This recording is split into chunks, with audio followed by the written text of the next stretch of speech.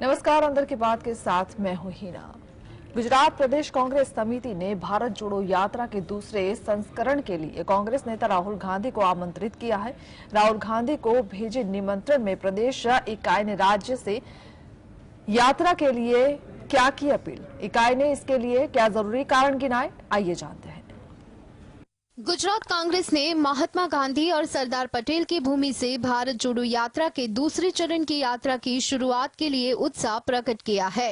Party की प्रदेश इकाई ने इस संबंध में कांग्रेस नेता राहुल गांधी राज्य से यात्रा शुरू करने के लिए आमंत्रित किया है। गुजरात के महत्व पर जोर देते हुए गुजरात विधानसभा में विपक्ष के नेता अमित चावड़ा ने कहा कि हमने राहुल गांधी को गुजरात से भारत जोड़ो यात्रा के दूसरे चरण की शुरुआत करने का निमंत्रण दिया, जो महात्मा गांधी और सरदार पटेल की भूमि है।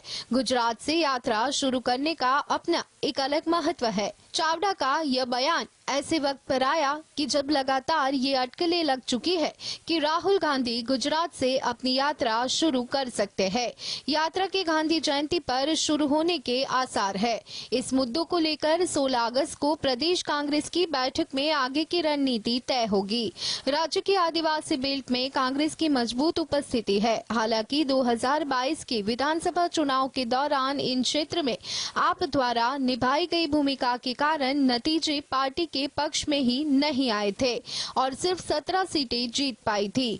कांग्रेस अब भारत जोड़ो यात्रा के दूसरे चरण से अपने पारंपरिक वोट बैंक से दोबारा जुड़ने की कोशिश कर रही है। Bureau report, GSTV। Sanjay Raut ने न सिर्फ वाराणसी से प्रियंका गांधी की जीत की भविष्यवाणी की, बल्कि अमेठी रायबरेली में भी लोकसभा चुनाव में बीजेपी के लिए कड़ा मुकाबला बताया।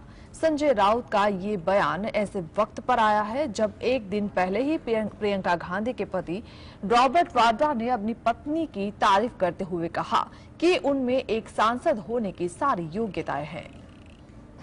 उद्धव ठाकरे गुट के सांसद संजय राउत ने कांग्रेस महासचिव प्रियंका गांधी को लेकर बड़ा दावा किया है।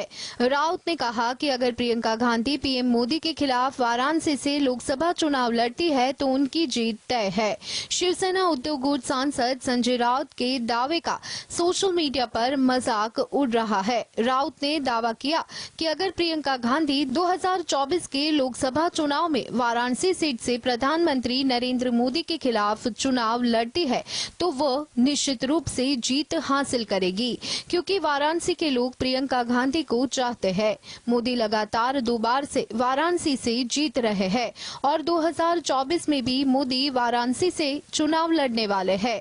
राउत ने ये भी दावा किया कि 2024 के लोकसभा चुनाव में भाजपा के लिए न केवल वाराणसी बल्कि रायबरेली और अमेठी सीटें भी जीतना बहुत मुश्किल है। लोग मजाक कर रहे हैं कि राउत प्रियंका का राजनीतिक करियर शुरू होने से पहले ही खत्म करना चाहते हैं, इसलिए उन्हें मोदी के खिलाफ खड़ा करने की बात कर रहे हैं।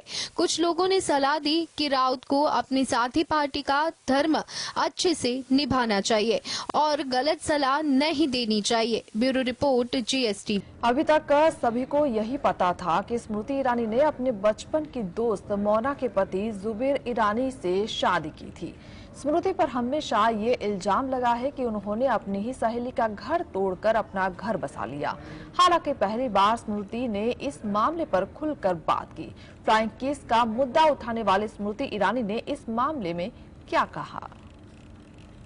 केंद्रीय मंत्री स्मृति ईरानी का अपनी सहेली के घर से भागकर सहेली मोना के पति जुबिन ईरानी से शादी करने का मामला काफी समय से चर्चा में है।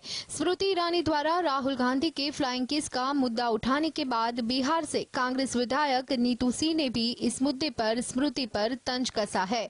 स्मृति का जवाब वायरल हो गया है। स्मृति ईरानी के इंस्टाग्राम अकाउंट पर आस्क मी एनीथिंग सेशन में एक यूजर ने स्मृति से उनके पति जुबिन ईरानी की पहली पत्नी के बारे में पूछा। स्मृति ने जवाब दिया कि मोना मेरी बचपन की दोस्त नहीं बल्कि परिवार से जुड़ी हुई है। मोना मुझसे 13 साल बड़ी है और कोई राजनेता नहीं है, इसलिए उसे इसमें मत घसीटो। लोग पूछ रहे हैं कि जब आपने राहुल गांधी के बड़प्पन को फ्लाइंग किस से जोड़ा तो आपकी बुद्धि कहाँ चली गई? इसका जवाब देते हुए एक्ट्रेस ने लिखा, नहीं ऐसा नहीं है, आपको जो कहना है मुझसे कह सकते हैं। लड़ सकते हैं, लेकिन एक ऐसे इंसान को मत घसीटो जिसका न तो इस मुद्दे से और न ही राजनीति से कोई लेना देना है। बीते कुछ महीने पहले ही स्मृति ने मोना की बेटी की शादी की थी, जिसमें पूरा परिवार शामिल हुआ था। Bureau report, GSTV। Sharad Pawar और अजित पवार की मुलाकात से शिवसेना नाराज है। वहीं कांग्रेस ने भी दी इन बैठकों के लिए अपनी सहमति नहीं दी है। इस पर फैसला एनसीपी चीफ शरद पवार को करना है। पर बैठक की अंदर की बात करें तो क्या मानना है शरद पवार का? पुणे में एक बिजनेसमैन के घर पर शरद पवार और अजित पवार के बीच हुई मुलाकात के बाद अटकलें लगाई जा रही थी कि एनसीपी के दोनों घड़े एक हो जाएंगे, लेकिन शरद पवार के रुख को देखकर लगता नहीं कि पवार सुलह के मूड में है। पवार ने साफ कर दिया है कि कुछ शुभचिंतक मुझे समझाने की कोशिश कर रहे हैं, लेकिन मेरी पार्टी कभी भी बीजेपी के साथ गठबंधन नहीं करेगी। भाजपा के साथ कोई भी गठबंधन राकांपा की विचारधारा या नीति के अनुकूल नहीं है। एनसीपी सूत्रों का दावा है कि अजित पवार के साथ बैठक में शरद पवार ने अपना रुख स्पष्ट कर दिया है और अजित समेत एनसीपी विधायकों की सरकार छोड़ने पर उन्हें वापस लेने की तैयारी भी दिखाई है। जैसा कि अजित कहते हैं, एनसीपी संगठन में भी शरद पवार अपने लोगों को संगठित करने के लिए तैयार है, लेकिन वह बीजेपी के साथ बैठने को तैयार नहीं। पवार का मानना है कि बीजेपी ने उनके विधायकों की पीठ में चूरा घोंपने का काम किया। Bureau report, GSTV। Welcome back. देश में अगले साल होने वाले लोकसभा चुनाव से पहले देश में इंडिया नाम से एक नए गठबंधन का उदय हुआ। इस गठबंधन में मेन प्लेयर कांग्रेस के अलावा यूपी के पूर्व सीएम अखिलेश यादव की समाजवादी पार्टी भी है। अब इसको लेकर अखिलेश यादव का लोकसभा की कितनी सीटें जीतने का लक्ष्य है? 2022 के विधानसभा चुनाव में समाजवादी पार्टी की हार के बाद अखिलेश यादव ने प्रदेश कार्यकारिणी को भंग कर दिया है। अब अखिलेश ने 61 मंत्रियों, 48 सदस्य और 61 विशेष आमंत्रित सदस्यों के साथ नई कार्यकारिणी की घोषणा की है। कार्यकारिणी यूपी में 20 लोकसभा सीटें जीतने के लिए रणनीति बनाएगी। समाजवादी पार्टी के लिए लोकसभा चुनाव बेहद अहम है।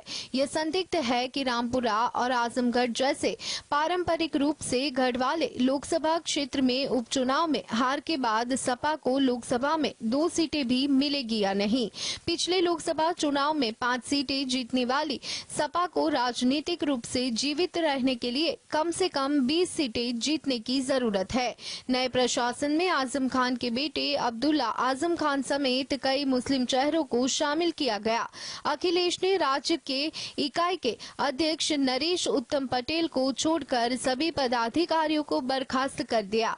लोकसभा चुनाव से पहले इन सभी पदाधिकारियों की घोषणा भी कर दी जाएगी। Bureau report, GSTV। सपा नेता अभिषेक सोम की धमकी के बाद महाराष्ट्र नवनिर्माण सेना ने अमित जानी को चेतावनी दी थी। उनका कहना था कि पाकिस्तानी महिला को लेकर न तो कोई फिल्म बनाई जाए और न ही कोई रोल ऑफर किया जाए, नहीं तो बुरा होगा। अमित जानी ने इस चेतावनी का जवाब क्या दिया? पाकिस्तान से आई सीमा हैदर पर फिल्म बनाने को लेकर एक बार फिर बवाल मच गया है। मेरठ के रहने वाले अमित जानी को सपा नेता के बाद राज ठाकरे की पार्टी महाराष्ट्र नवनिर्माण सेना ने भी चेतावनी दी कि पाकिस्तानी महिला को लेकर न तो फिल्म बनाई जाए और न ही कोई रोल ऑफर किया जाए, नहीं तो मनसे की धड़क कार्रवाई के लिए तैयार रहे। मनसे नेता अमय खोपकर ने ट्वीट कर कहा, हम अपने इस रुख पर कायम है कि किसी भी पाकिस्तानी नागरिक को भारतीय फिल्म उद्योग में कोई जगह नहीं मिलनी चाहिए। सीमा हैदर एक पाकिस्तानी महिला है जो इस समय भारत में है। ऐसी भी खबरें थी कि वह ISI एजेंट है। हमारी इंडस्ट्री के कुछ नवोदित कलाकार उसी सीमा हैदर को पब्लिसिटी के लिए अभिनेत्री बना रहे हैं। देशद्रोही निर्माताओं को शर्म क्यों नहीं आती? अब इसका जवाब अमित जानी ने दिया है। जानी फायरफॉक्स लिमिटेड के मैनेजिंग डायरेक्टर अमित जानी ने मनसे की चेतावनी पर कहा कि दम है हमला करके दिखाइए। मैं 19 अगस्त को कराची टू नोएडा फिल्म की शूटिंग के लिए मुंबई जाऊंगा। MNS में दम है तो मुझ पर हमला करके दिखाए। Bureau report, GSTV। स्वतंत्रता दिवस को लेकर देश के संग बाकी मुल्कों में भी काफी उत्साह देखने को मिल रहा है, लेकिन साथ ही साथ कई आतंकी हमले की भी खबरें सामने आ रही है जो स्वतंत्रता दिवस से जुड़ी हुई है। एक वीडियो सामने आया है जिसमें एक आतंकी राष्ट्रध्वज खिड़की पर लिए खड़ा है। क्या है ये पूरा मामला, आइए जानते हैं। स्वतंत्रता दिवस से पहले हिजबुल आतंकवादी के भाई को जम्मू कश्मीर के सोपोर में अपने आवास पर राष्ट्रीय ध्वज फहराते देखा गया। एक वीडियो में हिजबुल आतंकी जावेद मट्टू के भाई रईस मट्टू को अपने घर की खिड़की से तिरंगा लहराते हुए दिखाया गया है। जावेद मट्टू को फैजल साकिब मुसैब के नाम से भी जाना जाता है। यह हिजबुल मुजाहिदीन आतंकी संगठन से जुड़ा एक सक्रिय आतंकवादी है। वह सुरक्षा एजेंसियों की लिस्ट में घाटी के शीर्ष 10 टारगेट में से एक है। इससे पहले श्रीनगर में एक विशाल तिरंगा रैली निकाली गई जिसमें जम्मू कश्मीर के उपराज्यपाल मनोज सिन्हा ने भाग लिया। स्वतंत्रता दिवस समारोह के हिस्से के तौर पर आयोजित रैली में सिन्हा ने प्रत्यक्ष तौर पर पीपुल्स डेमोक्रेटिक पार्टी की अध्यक्ष महबूबा मुफ्ती पर निशाना साधते हुए कहा कि जो लोग दावा करते थे कि जम्मू कश्मीर में तिरंगा उठाने के लिए कोई नहीं बचेगा, उन्हें रैली में लोगों की भीड़ देखनी चाहिए। स्वतंत्रता दिवस से पहले जम्मू क्षेत्र में शांति भंग करने की किसी भी कोशिश को विफल करने के लिए क्षेत्र में सुरक्षा बढ़ा दी गई है तथा खासकर पाकिस्तान से लगी सीमा पर कड़ी चौकसी बरती जा रही है। Bureau report, GST। देश 77वां स्वतंत्रता दिवस मनाने जा रहा है। लाल किले पर आयोजित स्वतंत्रता दिवस के कार्यक्रमों की बात करें तो कौन कौन से कार्यक्रम लाल किले पर होंगे, कौन है वो खास मेहमान जो इस खास मौके पर बुलाए गए हैं, आइए जानते हैं। देश 77वां स्वतंत्रता दिवस मनाने जा रहा है। स्वतंत्रता दिवस पर सुरक्षा के लिहाज से कई रास्ते और मेट्रो स्टेशन बंद रहेंगे। ऐसे में जो लोग लाल किले पर कार्यक्रम में शामिल नहीं हो सकेंगे वह घर पर रहकर भी पीएम मोदी के भाषण और स्वतंत्रता दिवस के कार्यक्रम का आनंद ले सकते हैं। 15 अगस्त 1947 को पहली बार लाल किले पर झंडा फहराया गया था। तब से हर साल प्रधानमंत्री स्वतंत्रता दिवस पर यह झंडा फहराते हैं। इस दिन तिरंगा फहराए जाने के अलावा सशस्त्र सेनाओं और दिल्ली पुलिस की टुकड़ियां प्रधानमंत्री को गार्ड ऑफ ऑनर देती है। प्रधानमंत्री का भाषण होता है, 21 तोपों की सलामी दी जाती है और राष्ट्रगान होता है। समारोह के अंत में तिरंगे वाले गुब्बारे आसमान में छोड़े जाते हैं।